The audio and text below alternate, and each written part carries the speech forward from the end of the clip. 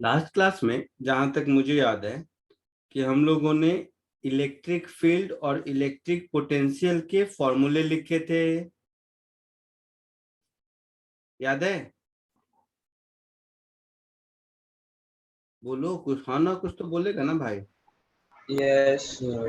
अच्छा, electric field और electric potential के फॉर्मूले में मैंने कहा था कि ये सारे फॉर्मूले ग्रेविटेशन के जैसे हैं, तो सिर्फ उसी को आपको के की वैल्यू वगैरह सिंप्लीफाई करके लिखनी है। तो नया कोई, ध्यान से देखोगे तो कोई एडिशनल फॉर्मूला अभी तक मैंने बताया नहीं था, ठीक है ना? उसके बाद उस पे बेस्ड कुछ प्रॉब्लम प्रैक्टिस किए थे हम लोग, इलेक्ट्रिक फील्ड और पोटेंशियल पे बेस्ड, ठीक है? आगे बढ़े।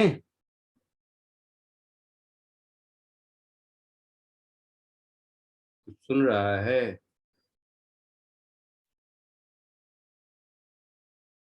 Yes sir. ठीक है। तो इलेक्ट्रिक फील्ड और पोटेंशियल का फंडामेंटल अगर आपको आ गया, जो पिछली बार हम लोगों ने किया था, उसी में अब थोड़ा सा आगे बढ़ते हैं। एक इलेक्ट्रिक फील्ड जो ग्रेविटेशनल फील्ड में नहीं किया था, वहां उसकी जरूरत नहीं थी, यहाँ पर उसकी जरूरत होगी, इसलिए वो करते हैं और उसके प्रैक्टिस करते हैं। देखिए ध्यान से,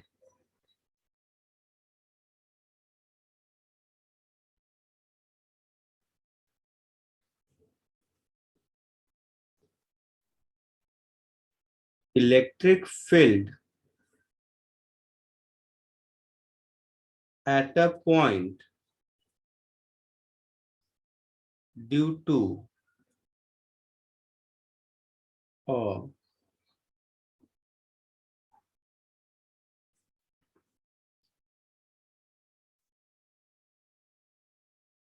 a straight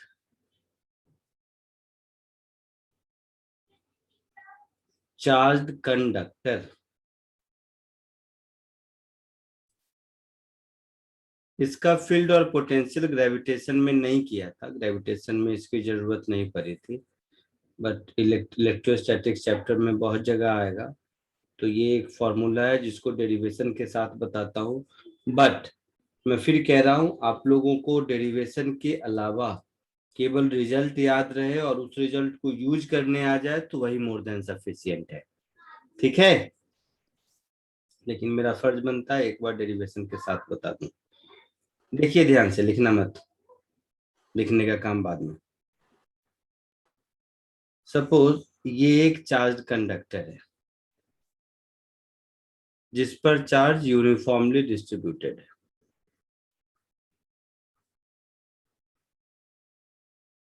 इस कंडक्टर से मान लो x डिस्टेंस दूर किसी पॉइंट पर तुम्हें फील्ड निकालना है। अब ये x पॉइंट तो कहीं भी हो सकता है, तो ये जो रॉड है, इस रॉड का एंड पॉइंट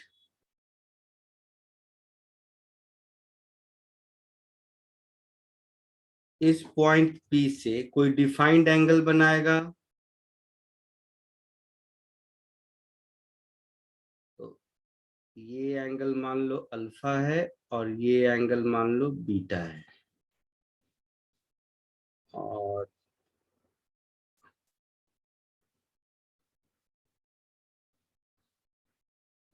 तो अल्फा बीटा और एक्स मालूम है, मतलब इस रॉड के बारे में सब कुछ पता है मुझे। रॉड पर charge per unit length lambda है, तो लिख देता हूं lambda is charge per unit length. लिखना मत, समझ लो। अब अगर मैं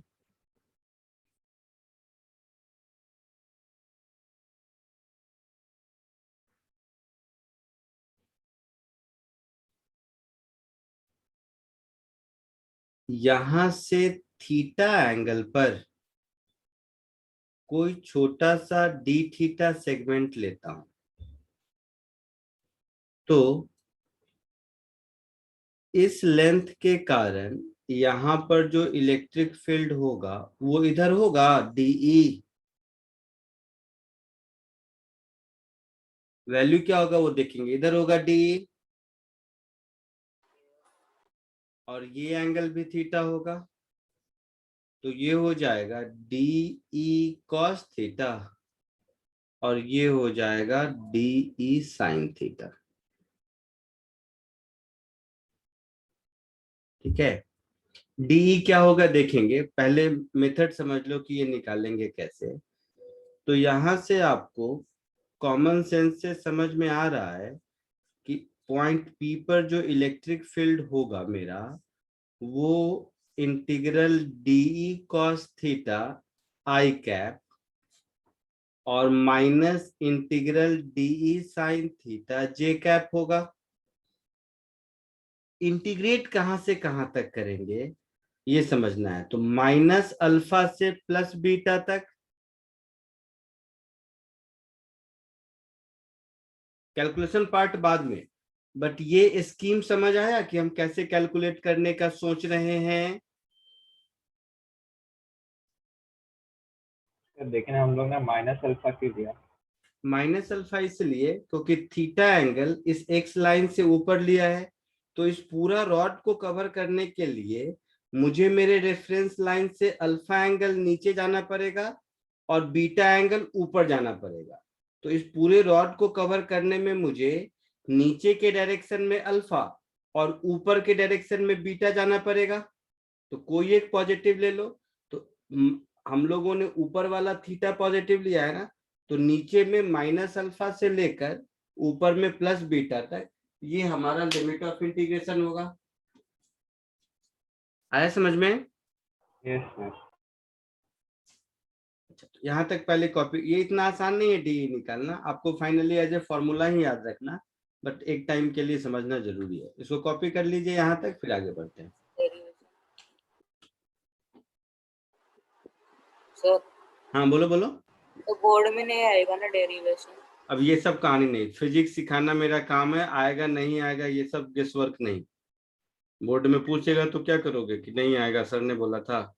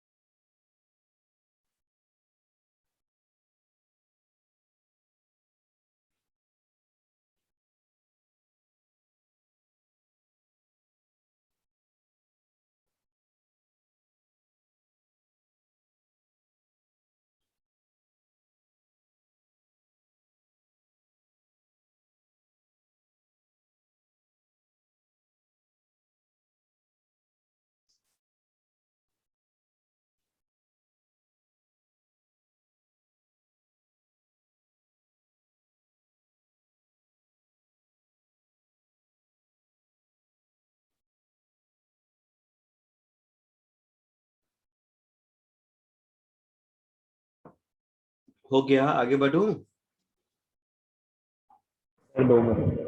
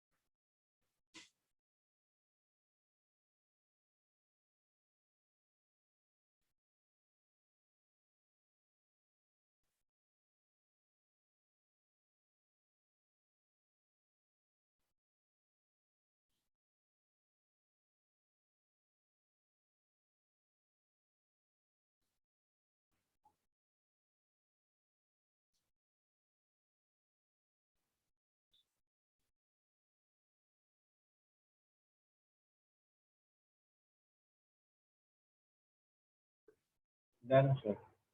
हो गया। चलो अब ध्यान से देखो इसका कैलकुलेशन। ये अगर x है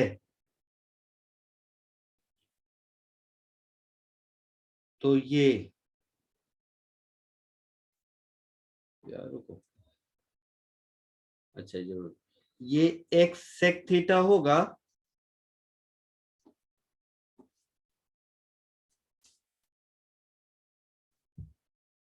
बोलो।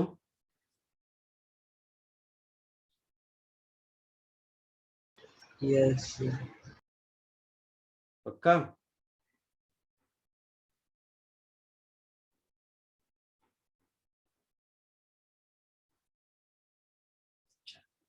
तो ये अगर x sec थीटा होगा तो ये x sec theta d theta होगा।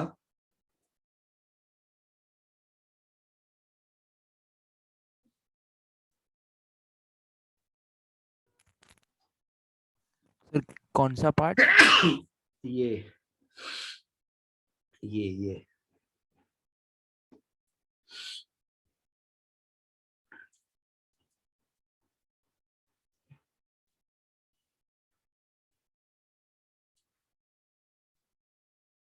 नहीं, चलो तुम लोग को दिक्कत हो रहा है तो छोड़ देते हैं, कोई बात नहीं। इसलिए मैंने कहा ध्यान से देखो समझो, इसको भी छोड़ देते हैं। चलो ऐसा कर देते हैं, इसको y ले लेते हैं और इसको dy ले लेते हैं। इसमें तो कोई दिक्कत नहीं। No sir. तो इस dy लेंथ में जो चार्ज होगा dq, उसको लैम्डा dy लिखेंगे। Yes sir. लिखेंगे, यस सर। ठीक है। तो जो de मेरा है, ये de, ये क्या होगा, k dq upon x square plus y square, ऐसा लिखेंगे।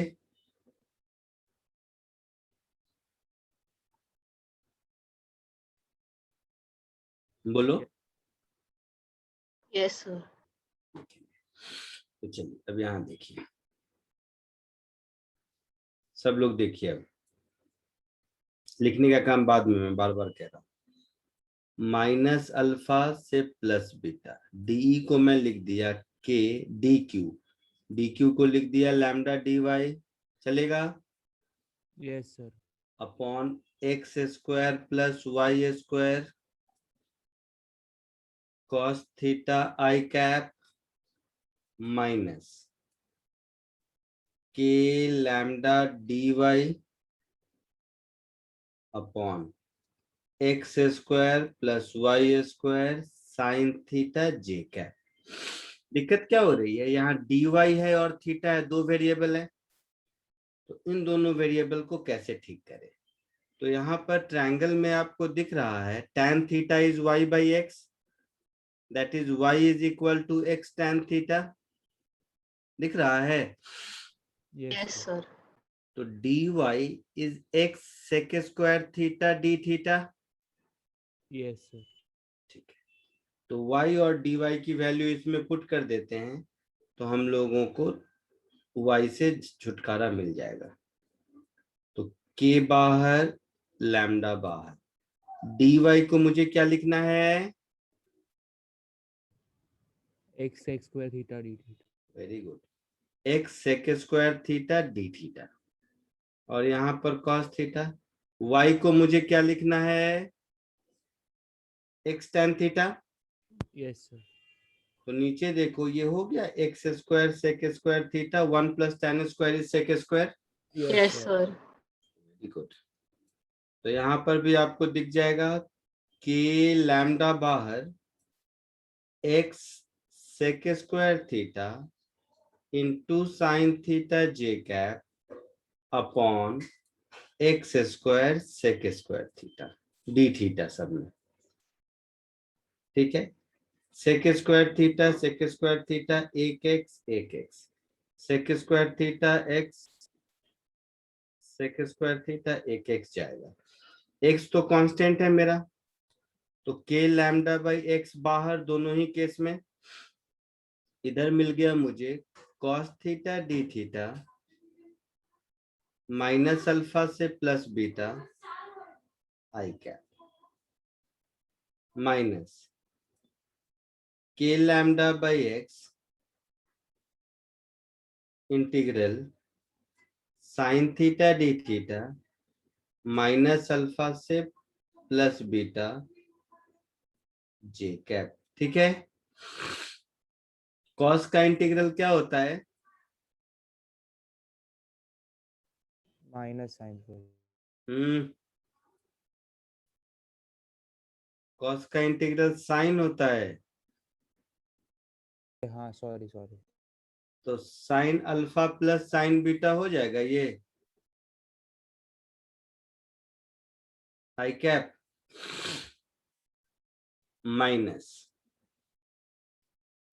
के लैम्डा बाई एक्स साइन का integral minus cos minus cos, तो ये हो जाएगा cos alpha minus cos beta. Yes sir. समझ आ रहा है? Yes sir. तो ये बड़ा सा फॉर्मूला हो गया जो आपको याद रखना है।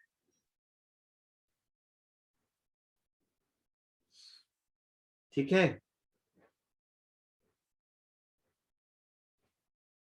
तो इसका डेरिवेशन लिख लो, फिर इसको यूज कैसे करते हैं सिखाता हूँ। ये तो फॉर्मूला याद भी रखना है, दूसरा इसको यूज करना भी सीखना है। कॉपी कर लीजिए।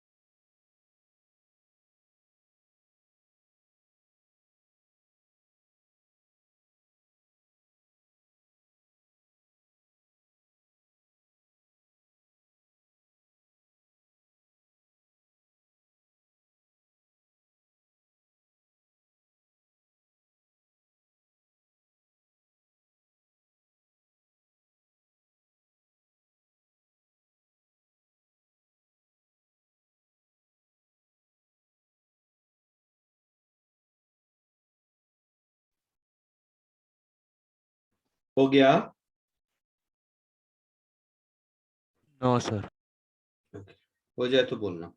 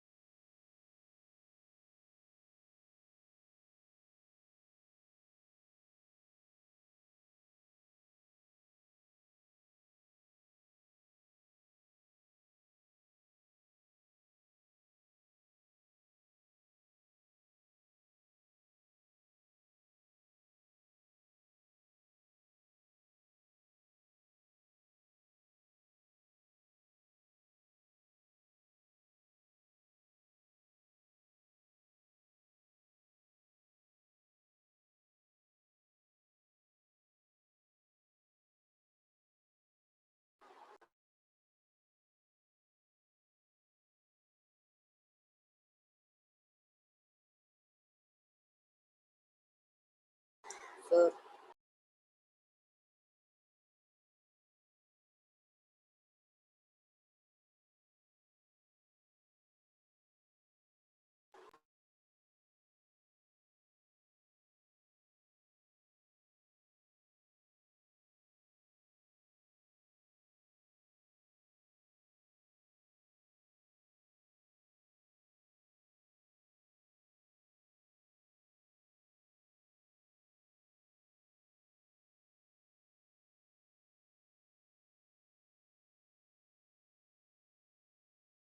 Sir.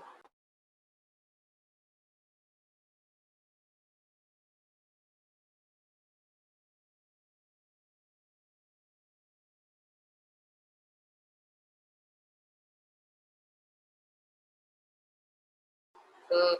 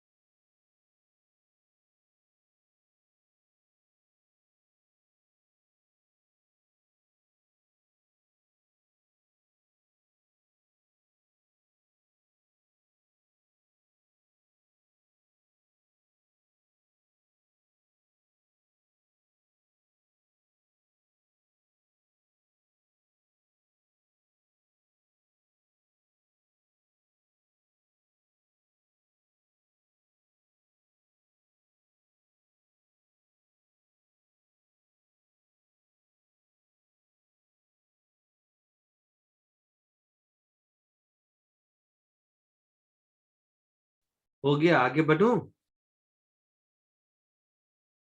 Yes sir. चलिए, ध्यान से देखो, इसको यूज कैसे करते हैं, क्वेश्चन में कैसे मिक्स होकर आएगा, सब लोग ध्यान से देखो। सर कोई बुला रहा था आपको, सर्वेश बुला रहा। बोलो सर्वेश। सर वो एंगल आपने नेगेटिव कॉल मतलब सर नेगेटिव कैसे लिया वो? नेगेटिव कैसे लिया? थीटा देखो, थीटा कहाँ से? एक्स वाले लाइन से लिया है, हाँ सर। क्लॉकवाइज लिया है, एंटी क्लॉकवाइज लिया है? Sir sir clockwise. क्लॉकवाइज।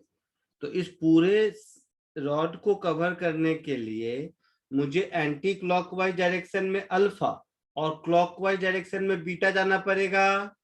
हाँ एक ही डायरेक्शन में जाना होता फिर तो मैं 0 से कहीं तक जाता, लेकिन आधा मुझे नेगेटिव डायरेक्शन में जाना है और बाकी पॉजिटिव डायरेक्शन में जाना है, तो माइनस अल्फा से प्लस बीटा। ओके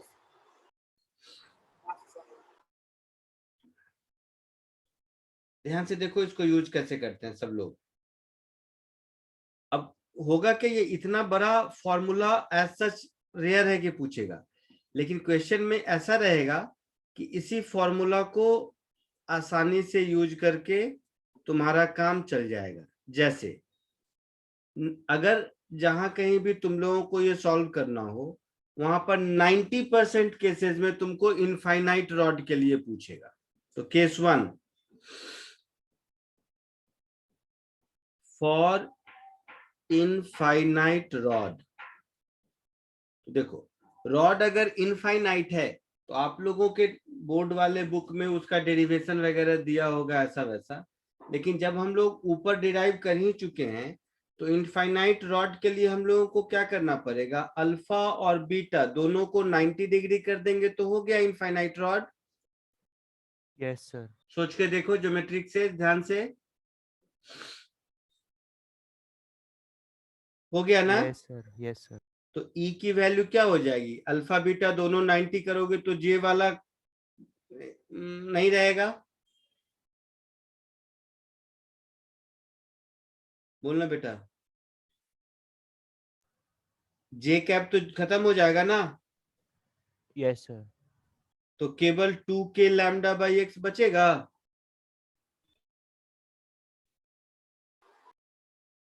हाँ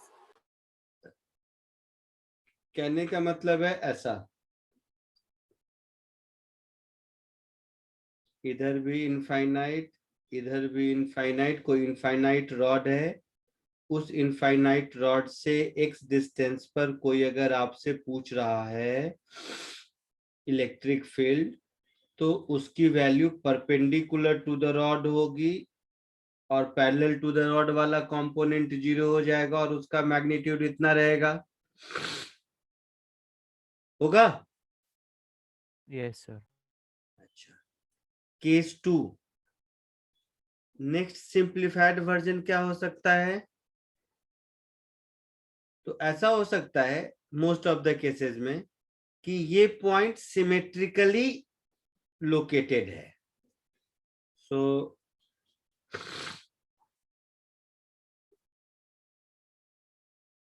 if point is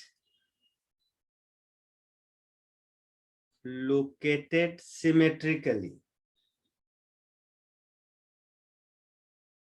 लिखना मत, मैं टाइम दूंगा, अभी सिर्फ समझते चलो। इसको मास्टर फॉर्मूला में बोलता हूँ। इस एक मास्टर फॉर्मूला से क्या है कि बहुत सारे क्वेश्चन सॉल्व हो जाते हैं। तो सॉरी,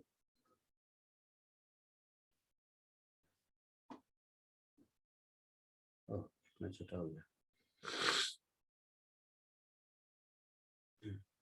सिमेट्रिकली का मतलब ये हुआ कि ये जो पॉइंट पी है ना, ये पॉइंट पी दोनों एंड से सिमेट्रिक है। दोनों एंड से सिमेट्रिक है मतलब एंगल ये, सेम होगा। हाँ ये वाला एंगल और ये वाला एंगल दोनों सेम है।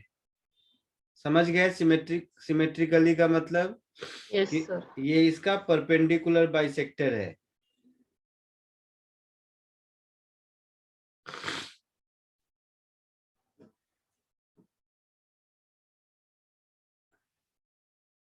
तो देखो ये एंगल भी थीटा है और ये एंगल भी थीटा है और वो सब तो है, ये एक्स है, इस पर चार्ज यूनिफॉर्मली डिस्ट्रीब्यूटेड है। तो कॉमन सेंस से देखो वो जो मास्टर फॉर्मूला है उसमें alpha is equal to beta is equal to theta put कर देंगे, कर देंगे। Yes sir. तो अगेन देखोगे जो रॉड के पैरेलल कंपोनेंट है वो 0 आ जाएगा जे कैप वाला। Yes sir. तो ये कुछ ऐसा आ जाएगा 2k lambda sine theta upon x.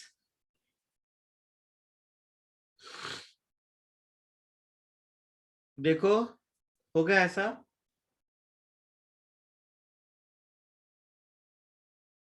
Yes, sir.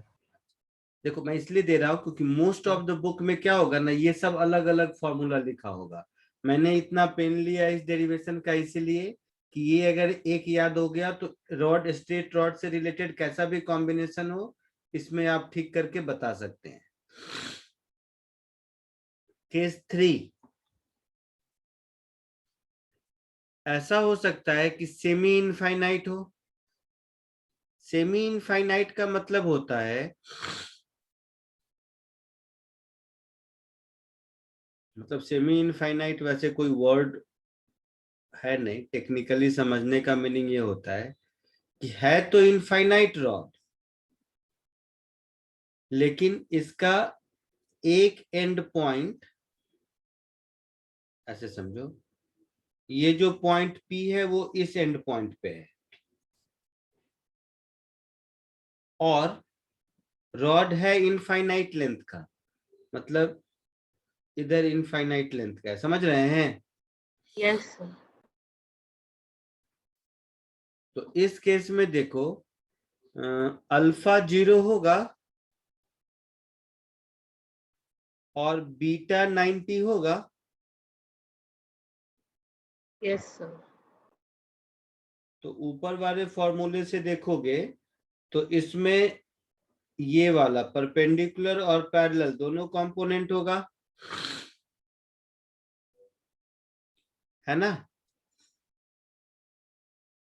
तो अल्फा 0 और बीटा 90 करोगे तो देखो के lambda by x I cap हो जाएगा,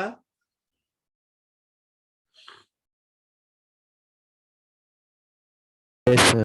minus k lambda by x J cap हो जाएगा। मेन फॉर्मूले में वैल्यू पुट करके देखो, अल्फा 0 बीटा 90।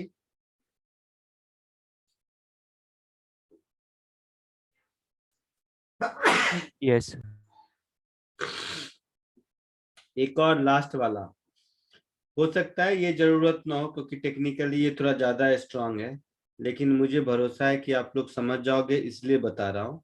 बट हो सकता है आप लोगों के मेडिकल पॉइंट ऑफ व्यू से क्वेश्चन में कहीं नहीं भी आए, बट इतना मेहनत करके बाकी सीख लिए तो ये भी सीख जाएंगे। देखो ये थोड़ा सा पिकुलियर है, पिकुलियर मतलब ऐसा है, मान लो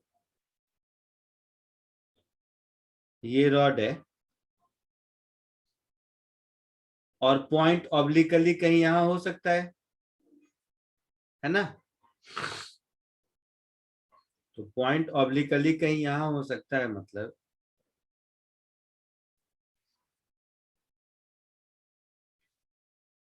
ऐसे। तो किसी भी पॉइंट का जब हम लाइन से डिस्टेंस बोलते हैं तब तो लेंथ ऑफ परपेंडिकुलर ही बोलते हैं ना।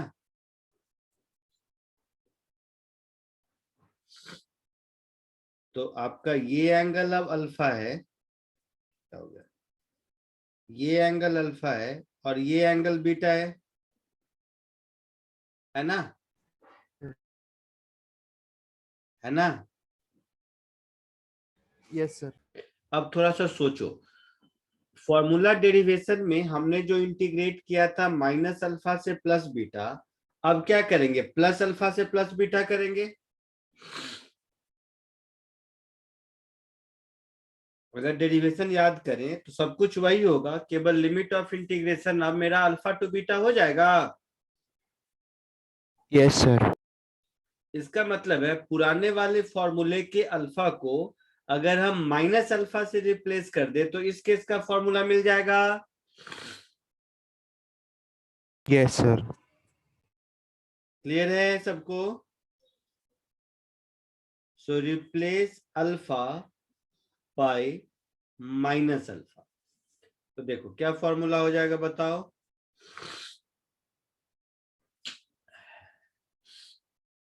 मास्टर फॉर्मूला देखो, sine alpha plus sign beta था, तो अल्फा को माइनस अल्फा से करेंगे तो ये माइनस साइन अल्फा हो जाएगा और कॉस में कोई चेंज होगा नहीं। आया समझ में? So k lambda by x sine beta minus sine alpha i cap minus k alpha by x, वो जो था वही रहेगा, cos alpha minus cos beta. कैसे सर? कॉस माइनस थीटा वही होता है ना बेटा, cos minus theta plus cos theta ही होता है ना। Yes sir, yes. आया समझ में? चांसेस हैं कि फोर्थ केस को यूज करने की आप लोगों को जरूरत नहीं पड़े, बट फर्स्ट थ्री तो करना पड़ सकता है, पड़ेगा मतलब। तो ये चारों केस अलग अलग डिराइव करने से अच्छा था कि वैसे करते। समझ आया सबको? Yes sir. जल्दी से तो कॉपी कर लो छोटे छोटे क्वेश्चन से, फिर इसका प्रैक्टिस कराता हूँ।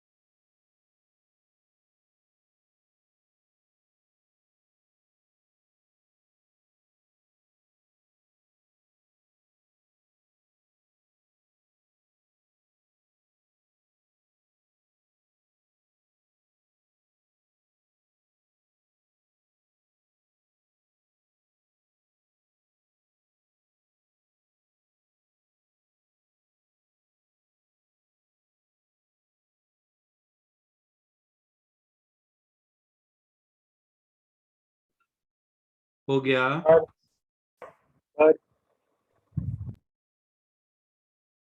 सर आप केस 3 एक बार वापस समझा सकते हो?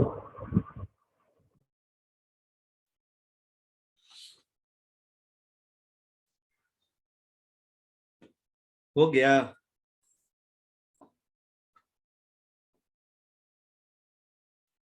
Yes sir. सर एक बार केस 3 समझाओ ना वापस। केस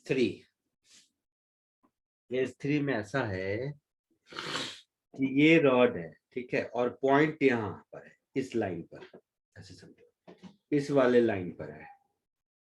तो ये इसी एंड पर है ना, तो यहां से रॉड कवर करने के लिए मुझे नीचे जाने की जरूरत नहीं है।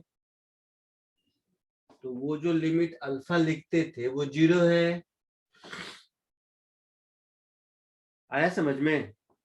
0 से बीटा तक ही इंटीग्रेट करना पड़ेगा ना मुझे। आया समझ में? और इस साइड इनफाइनाइट है, तो बीटा की वैल्यू 90, सो 0 से लेकर 90 तक इंटीग्रेट कर दिया, तो अल्फा 0 और बीटा 90 पुट कर दिया मास्टर फॉर्मूले में। Thank you sir. आगे बढ़े? Yes sir. सर मुझे एक डाउट है। बोलो बोलो। सर केस 4 में आपने अल्फा को माइनस अल्फा के साथ रिप्लेस क्यों किया है? क्योंकि केस 4 को जब डिराइव करने जाएंगे तो केस 4 में मेरा लिमिट ऑफ इंटीग्रेशन क्या होगा? अल्फा से बीटा होगा। Yes sir. और फॉर्मूला में माइनस अल्फा से बीटा हुआ था। Yes sir. तो माइनस अल्फा से बीटा करने के बाद जो फॉर्मूला आया उसमें माइनस अल्फा की जगह प्लस अल्फा होना चाहिए।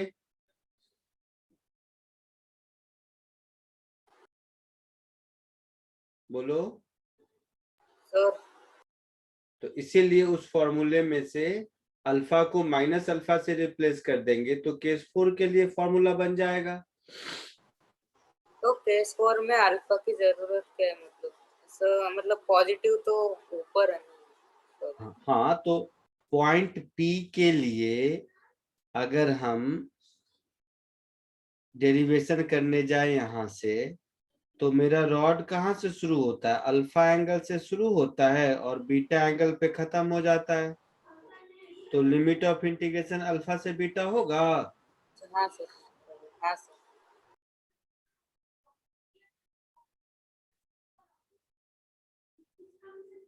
आगे बढ़े? Yes sir.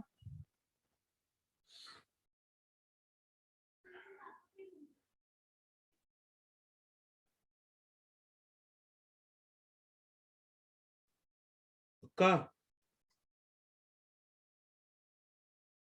Yes sir. ठीक।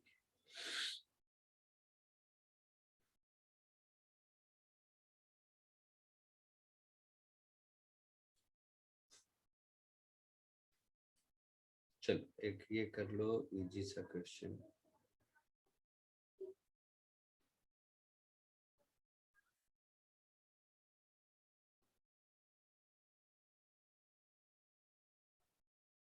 अभी जो सिखाया एग्जैक्टली उसी पे बेस्ड इसको यूज कैसे करते हैं इसके लिए क्वेश्चन करो।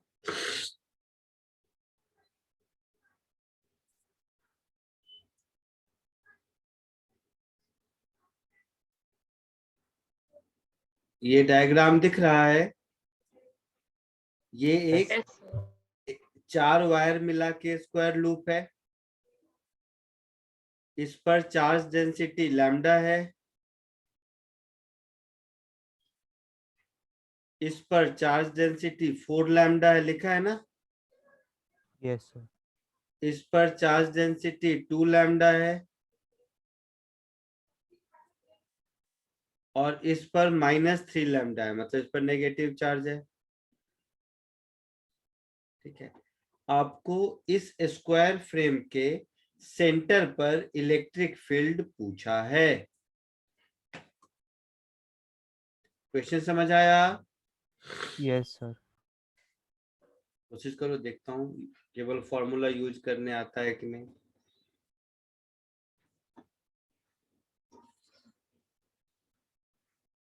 एकदम शांत मन से करो, इजी क्वेश्चन है, हो जाएगा।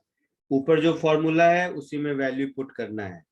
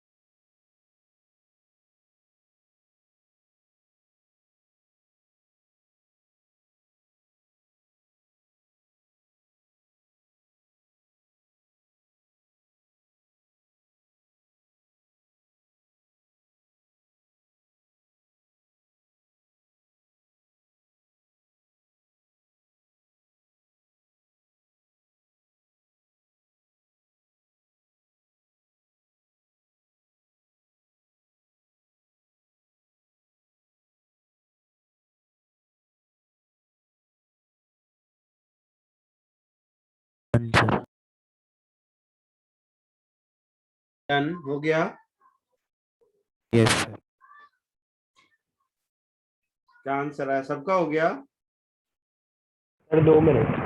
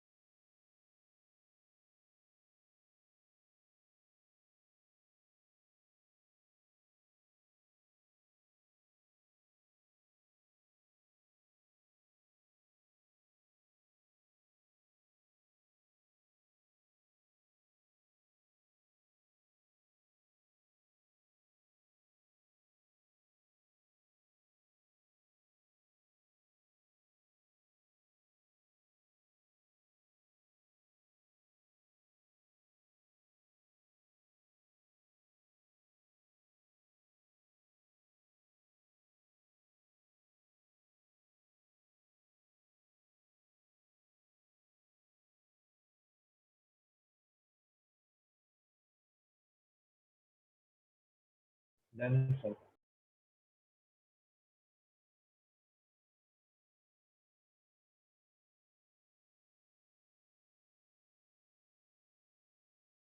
क्या आंसर आया बताइए? 16/√2 k into k lambda by L.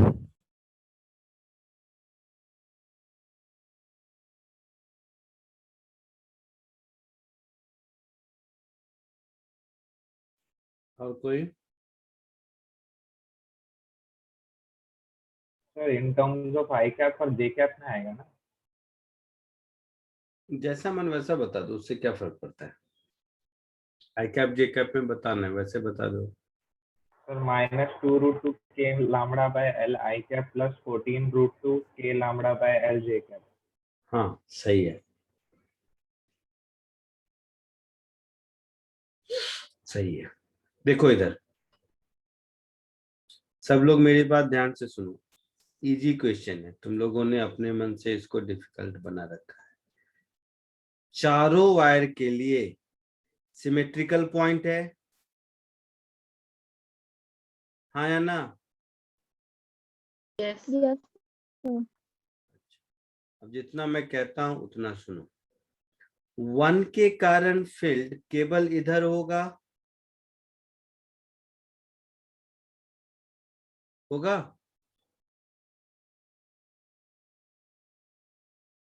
बोलो। Yes sir. यस 2 की वजह से सिर्फ इधर होगा,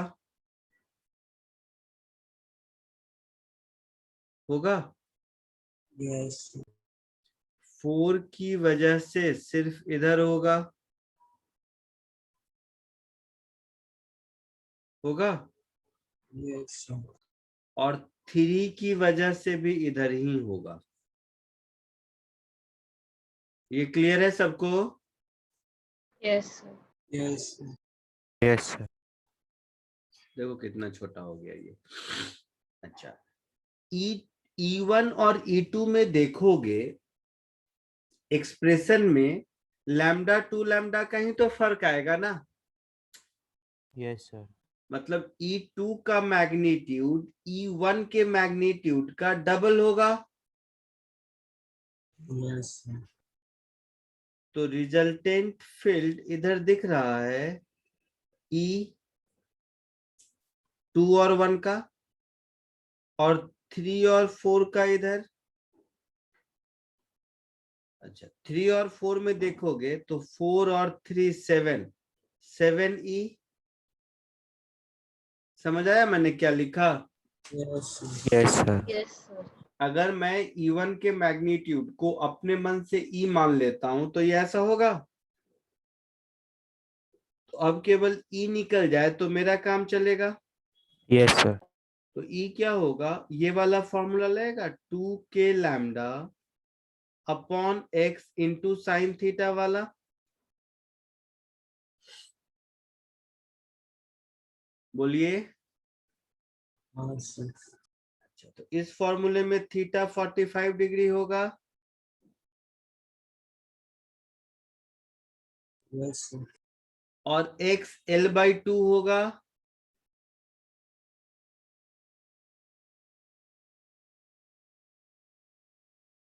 सोच के बताओ। यस तो x L/2 और थीटा 45 डिग्री पुट करो तो E क्या आएगा? 2k लैम्डा x L/2, मतलब फिर 2 इधर L इधर, साइन 45 मतलब 1/√2। ठीक है, बोलो। तो E मुझे मिल गया 2√2 k लैम्डा बाई L। तो अगर मैं आई कैप जे कैप के टर्म में बात करूं तो मेरा फाइनली आंसर क्या हो जाएगा? Electric field at point P is -2√2 k lambda by L i cap, और ये 7E। समझ रहे हो? Yes sir. तो plus 14√2 k lambda by L j cap, ये फाइनली मेरा आंसर होगा। तो अगर वही मैं बताया ऊपर वाले चारों केसेस को ध्यान से यूज करना सीखोगे तो ये कोई बहुत डिफिकल्ट सम नहीं है। तो 45 डिग्री पे।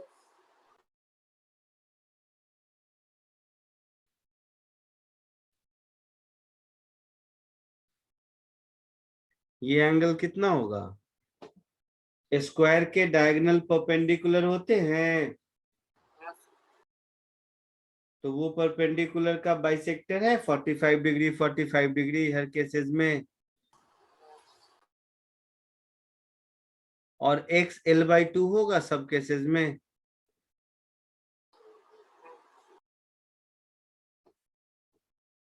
आगे बढ़ूं? यस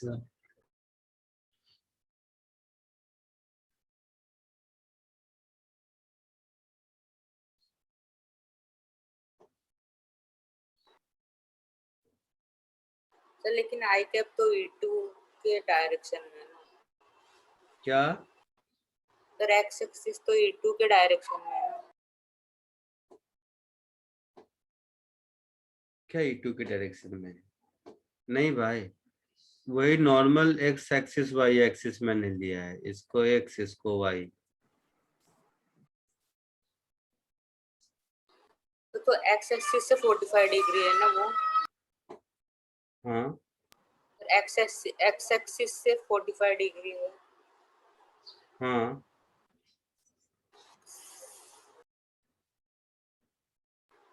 सर लेकिन ई के डायरेक्शन में है ना एक्स एक्सिस, अरे क्या चाहता क्या ये बता, मैं समझा नहीं तुम्हारी बात।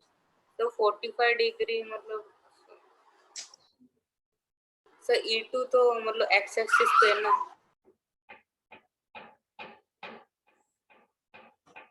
तो क्या हो गया, मैं नहीं समझा, अभी भी नहीं समझा। E2 है एक्स एक्सिस, क्या करूं मैं इसका बताओ। तो साइन 45 डिग्री कैसे? अरे ये एंगल सब 45 होगा, ये भी 45 होगा, ये भी 45 होगा, ये भी 45 होगा। एक एक वायर को देखो, तो पहले केवल इस वायर को देखा 1 वाले को, तो उसके कारण इधर, केवल 2 वाले को तो इधर। अच्छा ठीक है, ओके सर। हाँ सर समझा। पक्का आगे बढ़ूं? हाँ सर। Yes, sir.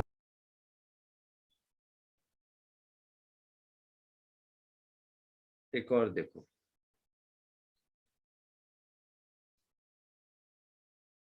मैं केवल फॉर्मूला कैसे यूज करते हैं वही देखने के लिए दे रहा हूं, इसमें कुछ दिमाग नहीं लगाना है। जो ऊपर में 4 केसेस का फॉर्मूला है उसको यूज करना है। ठीक है, इसको सॉल्व करो।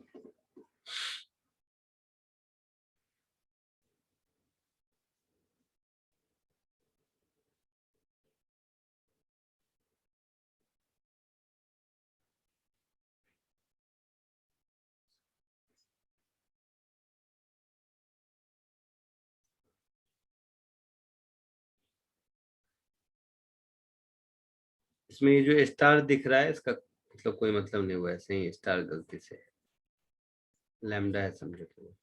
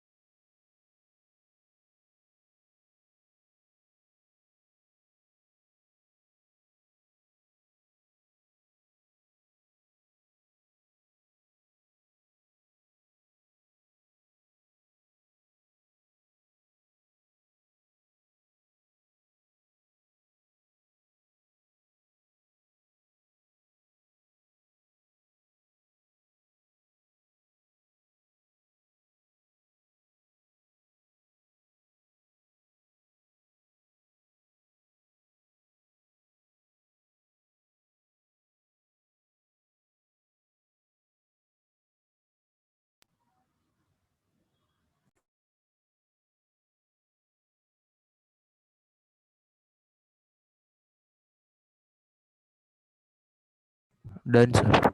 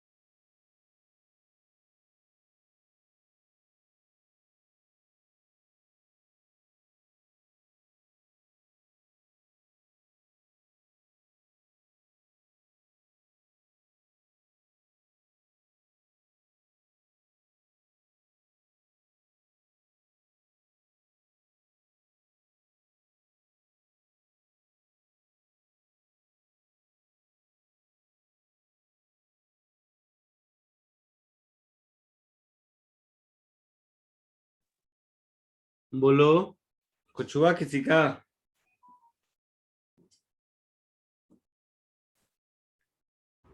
Minus k lambda upon x ये का।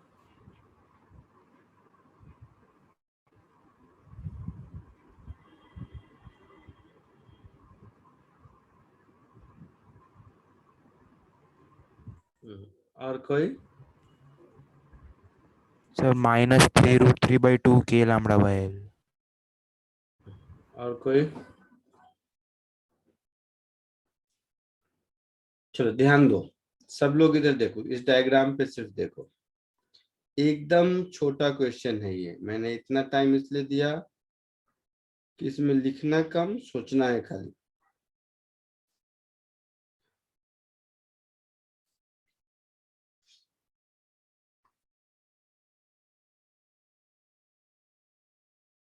जितना मैं पूछता हूं उतना बताओ। AB के कारण फील्ड इधर होगा? Yes yes sir. AC के कारण फील्ड इधर होगा? Yes sir. Yes sir.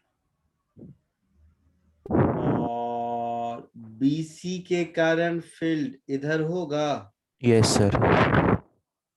सब लोग श्योर हो? Yes sir. और इस तीनों फील्ड का मैग्नीट्यूड सेम होगा? Yes sir. हाँ या ना?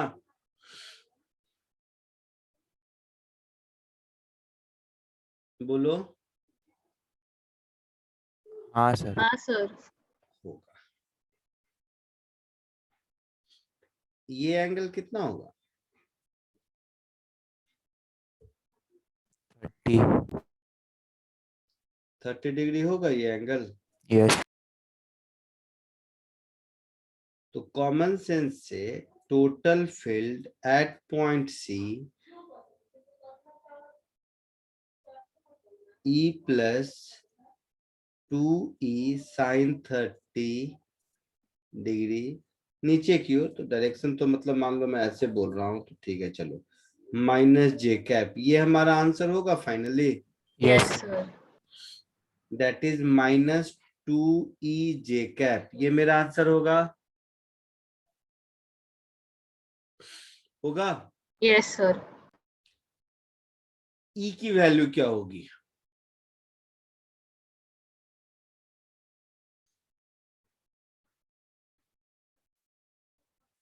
E का मैग्नीट्यूड क्या होगा?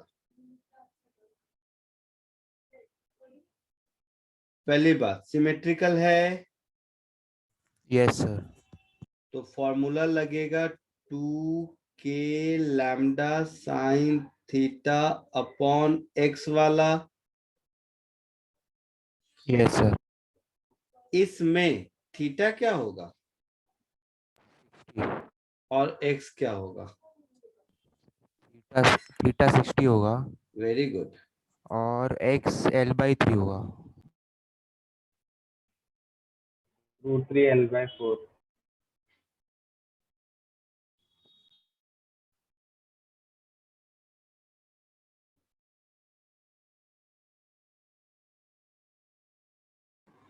सर थीटा 30 होगा ना? नहीं, 60 होगा। सर 60 कैसे होगा थीटा?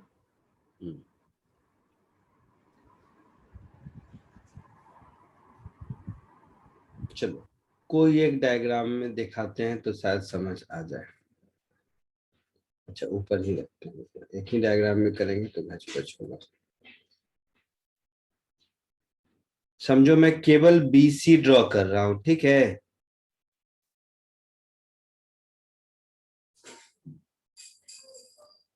केवल BC ड्रॉ किया। Yes sir. ये सेंट्रोइड है, तो ये B का एंगल बाइसेक्टर होगा।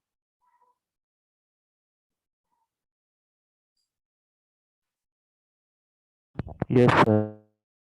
तो ये 30 डिग्री होगा तो ये 60 होगा। Yes sir. और ये 60 होगा, ये भी 60 होगा, हाँ सर। और ये एंगल बाइसेक्टर 30 होगा। तो अगर मैं बीसी रॉड को देखूं तो यहाँ पर अल्फा बीटा दोनों 60 मिलेगा, मिलेगा। हाँ सर। ये डिस्टेंस L/2 होगा, और फॉर्मूले का ये डिस्टेंस x है ना। Yes sir. Yes sir. तो यहाँ पर दिख रहा है tan 30 is equal to 2x upon L। root 3 L/2 tan 30 क्या होता है, 1/√3 होता है। Yes sir. तो x क्या मिला, L/2√3 मिला। Yes sir. तो x मिल गया L/2√3। सर लेकिन वो सेंट्रॉइड के ऊपर नीचे वो 2:1 का रेशियो ऐसा कुछ होता है ना, तो ऐसा कुछ होता है वो सब छोड़ो, अगर मालूम है ठीक से तो बोलो, नहीं मालूम है तो ऐसा कुछ होता है में गड़बड़ हो जाएगा तुम लोगों का।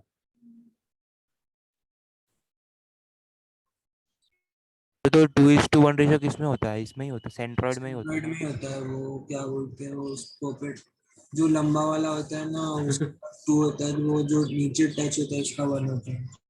सही याद है, 2:1 होता है, लेकिन ये जो लंबा वाला है उसकी लेंथ कितनी होती है ये मालूम है, √3 L/2 होता है।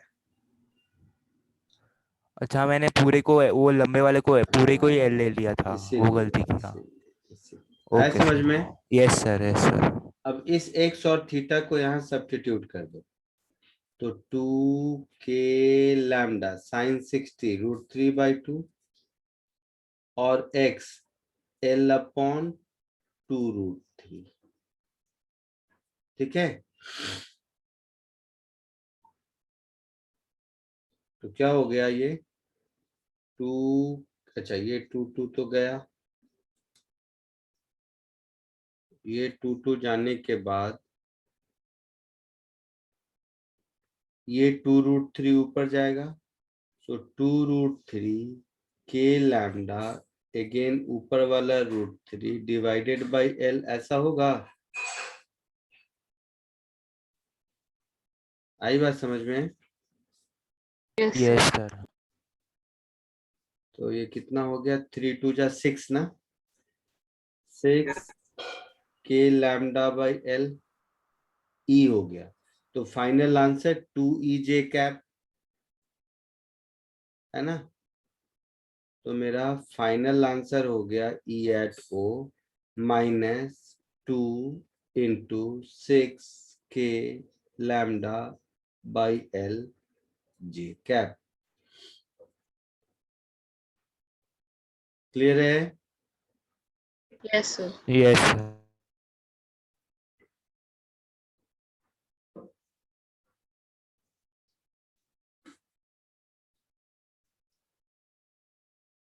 आगे बढ़े। सर वो डायरेक्शन कैसे? कौन सा डायरेक्शन बताओ। तो वो इलेक्ट्रिक फील्ड का डायरेक्शन कैसे डिटरमिन, सो मतलब ए बी का और ए सी का। ये AB लाइन है हाँ और ये पॉइंट O है, तो यहाँ से परपेंडिकुलर ये होगा, हाँ। तो ये होगा इलेक्ट्रिक फील्ड का डायरेक्शन। अच्छा हाँ। इसी तरह इस केस में ये होगा इलेक्ट्रिक फील्ड का डायरेक्शन, और ये नेगेटिव है तो इसका इधर ही ये होगा। यस। आया समझ में। सो वो 30 डिग्री कैसे? 30 डिग्री कैसे।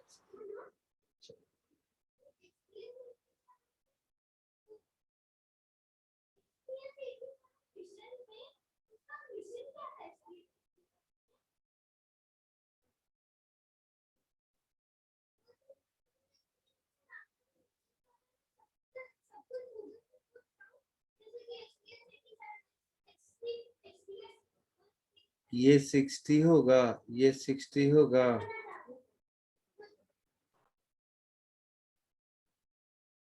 इस लाइन के दोनों साइड ये 60-60 होगा, होगा।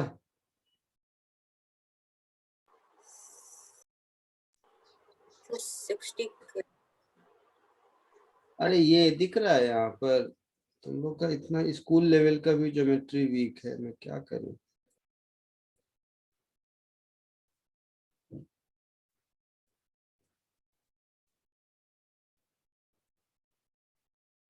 हर साइड सेंट्रोइड पर 120 एंगल बनाएगा, तो ये 120, ये पूरा 120 और ये पूरा 120। इस 120 का आधा आधा ये 60-60 हुआ, ओके और ये एक्स एक्सिस अगर लिया तो ये 60 का भी आधा, तो 30-30 हुआ। हाँ सर इतना टाइम बीच में देता हूँ ताकि कम से कम ज्योमेट्री तो ड्रॉ कर लो सही से।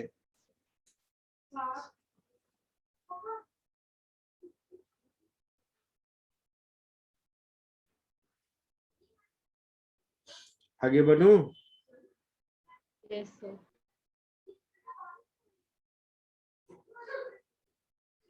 पक्का?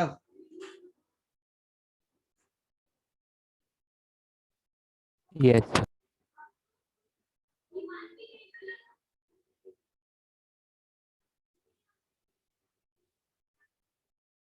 चलो एक और देखो।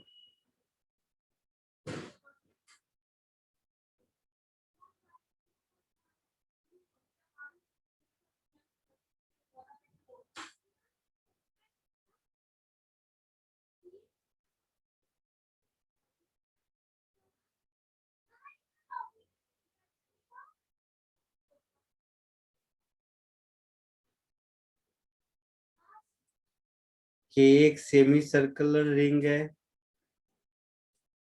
ठीक है।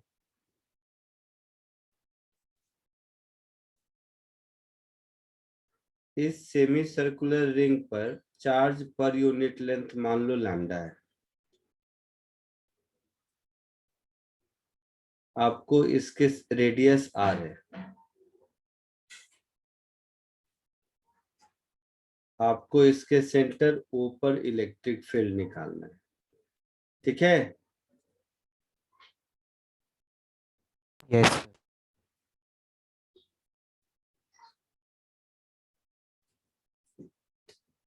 Find electric field at point O. कोशिश कीजिए।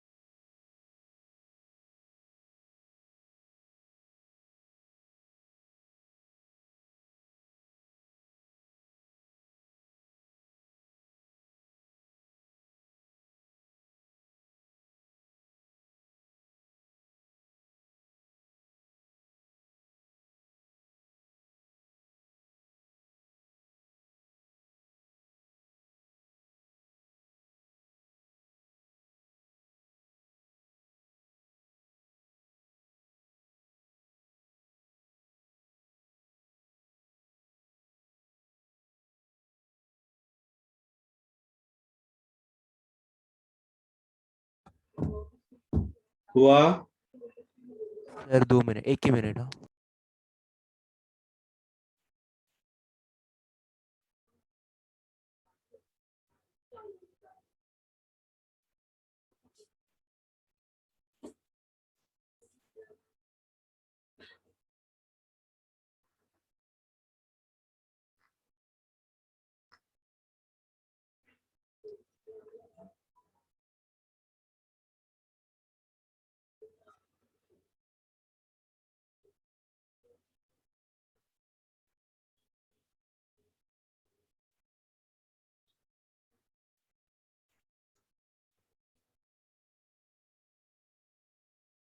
देखो इधर, यहां से थीटा एंगल पर कोई डी थीटा सेगमेंट लेंगे तो इसके कारण इलेक्ट्रिक फील्ड इधर होगा डीई,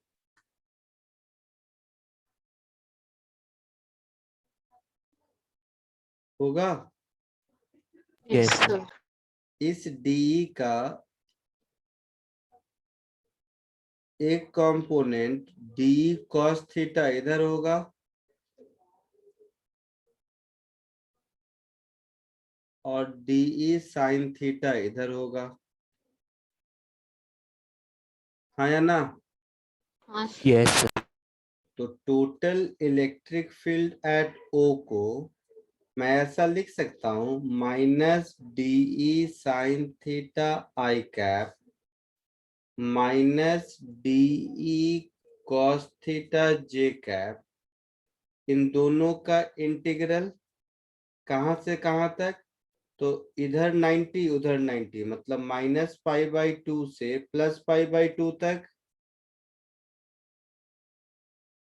-90 डिग्री से +90 डिग्री तक, ऐसा लिख सकते हैं। Yes sir.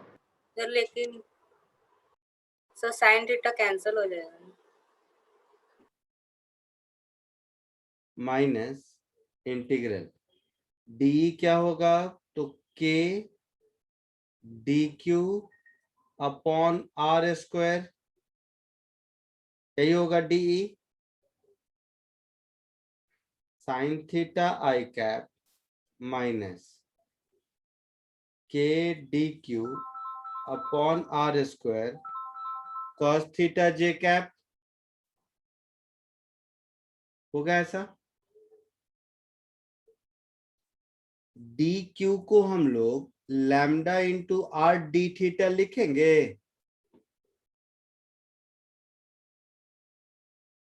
बोलो। Yes sir. तो डी क्यू को लिख दीजिए lambda into r d theta,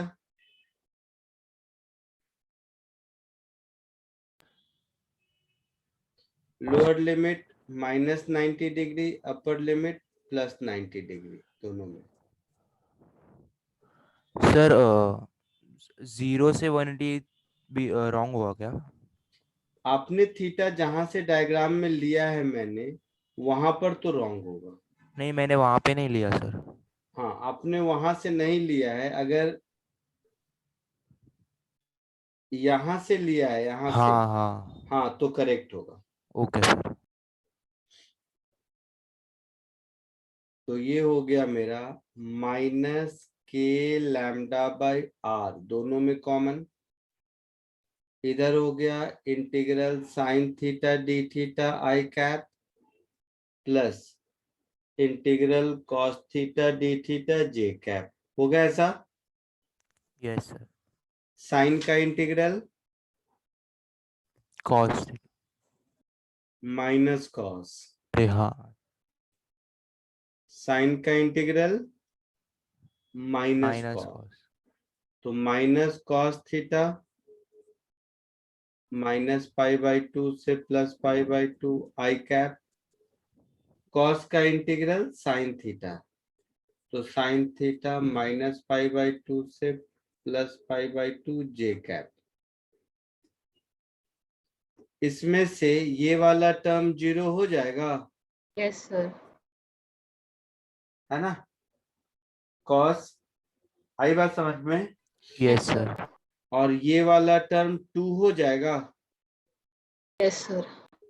तो फाइनली हमारा आंसर होगा -2k lambda upon r j cap. Clear है?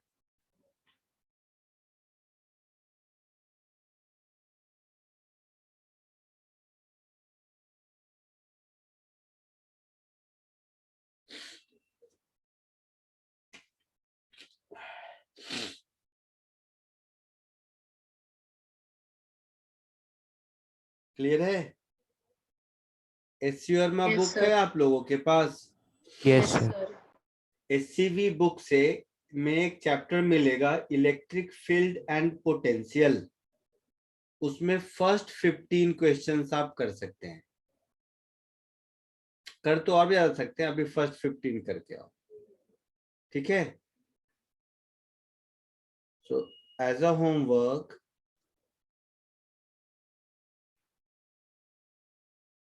एससीवी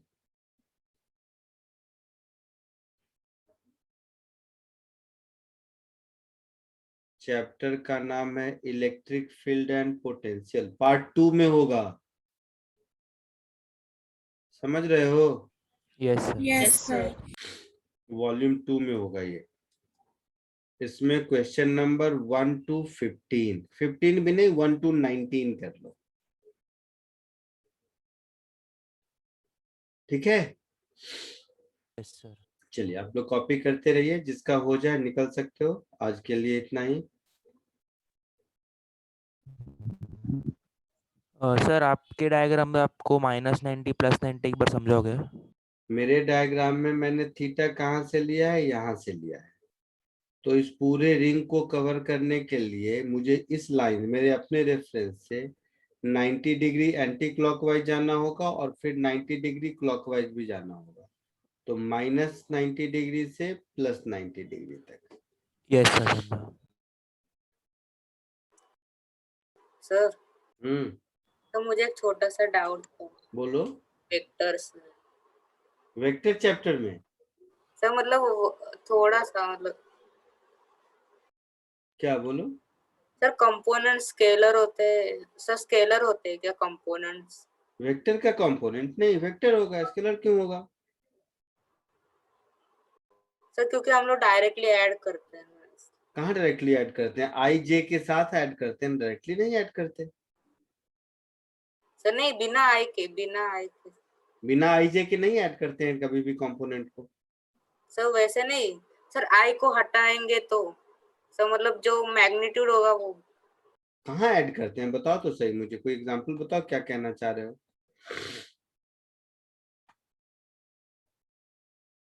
सर बोलो बोलो, सुन रहा हूँ।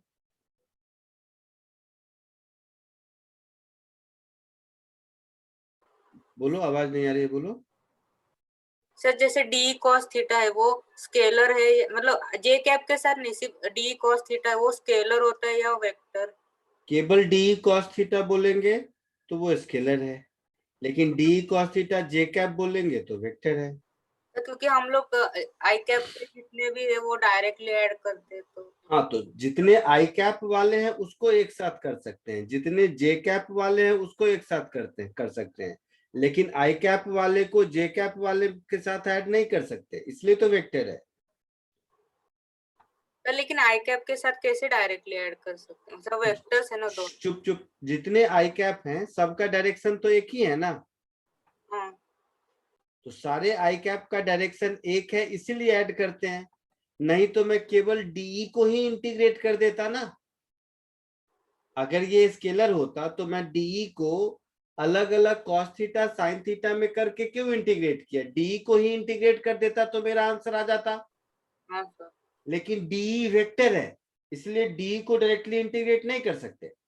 हाँ, डीई का दोनों कंपोनेंट अलग अलग है, उसका डायरेक्शन फिक्स है।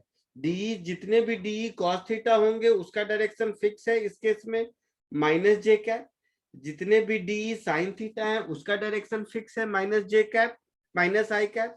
इसीलिए इन दोनों टर्म को इंडिविजुअली ऐड कर देते हैं, लेकिन डी वेक्टर है इसलिए डी को नहीं ऐड कर पाएंगे ऐसे। तुम सोच रहे हो अगर ऐसे ऐड किया तो बेकार में साइन थीटा कॉस थीटा किया, केवल डी को ही इंटीग्रेट कर देते। समझ आया कुछ? सर और जो हम लोग लॉज ऑफ मोशन में इक्वेशन लिखते हैं वो सर उसमें टी मतलब फोर्सेस वेक्टर्स होते हैं, स्केलर होते हैं? वेक्टर होते हैं। तो डायरेक्टली कैसे ऐड होते हैं? कहाँ डायरेक्टली ऐड होता है? आई कैप वाला आई कैप वाले के साथ ऐड होगा, जे कैप वाला जे कैप वाले के साथ ऐड होगा। लेकिन 5 न्यूटन का mg फोर्स नीचे लग रहा है और 2 न्यूटन का फोर्स हॉरिजॉन्टल लग रहा है, तो नेट फोर्स 5 + 2 7 लिखते हो क्या? सर तो फिर आई कैप क्यों नहीं लिखते हम लोग?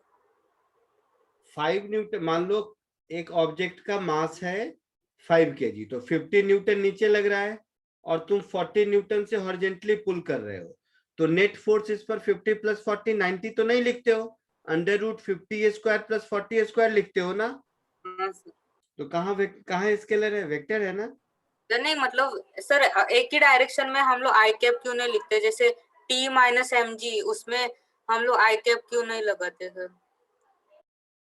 मतलब सर मतलब दो फोर्स है, ऊपर T और टी ऊपर लग रहा है, mg नीचे लग रहा है, हाँ ठीक है। फिर आई कैप क्यों नहीं लगाते सर वहां पे? वो अपने हमें तो खुद को समझना है ना, तो हम तो वाई डायरेक्शन का मोशन लिखते हैं, ये मेरे दिमाग में बैठा हुआ है, मैं क्यों लिखूं जे कैप?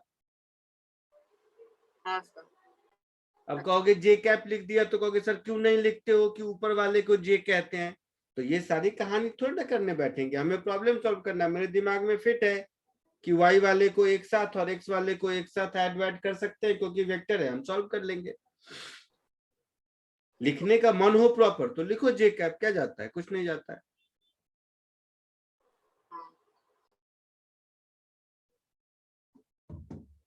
ठीक है, ओके। ओके।